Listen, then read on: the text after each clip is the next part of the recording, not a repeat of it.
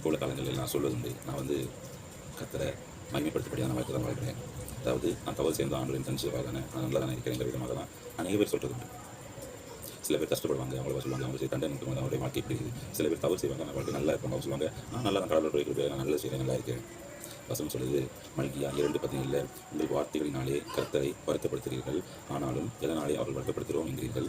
பொல்லாப்பை செய்கிறவனவனும் கர்த்தரின் பார்வைக்கு நல்லவன் என்றும் அப்படிப்பட்டவர் பேரில் அவர் பிரியமாக இருக்கிறார் என்றும் நியாயத்திருக்கிற தேவன் எங்கே என்றும் நீங்கள் சொல்கிறதினாலேயே. அதாவது ஒரு தவறு செய்வான், அவன் நல்லா இருப்பான். சில பேர் சொல்லுவாங்க இல்லையா, அவன் தவறு செய்தான் நல்லா தான் இருக்கேன், கடவுளுக்கு எண்ணெய் இல்லையா, அதெல்லாம் பார்க்க மாட்டாரா? இதை சொல்கிறது மொத்தமாகவே நாம் கர்த்தரை அவருடைய செய்கையை வருத்தப்படுத்தணும். அதாவது வார்த்தைகளினாலே கர்த்தரை வருத்தப்படுத்துகிறோம். இப்படி சொல்கிறது மொத்தமாக தான் நம்ம கர்த்தரை வருத்தப்படுத்துகிறோம்.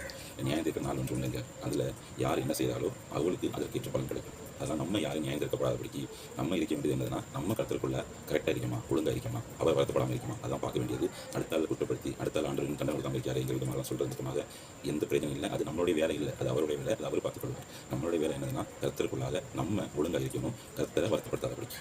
அப்படிப்பட்ட முயற்சிகள், அப்படிப்பட்ட செய்கைகள் செய்ய நாட்களில் முடிவு எடுப்போம். கர்த்தர் அந்த பாதையில் நடத்துவாராக. ஆமென்.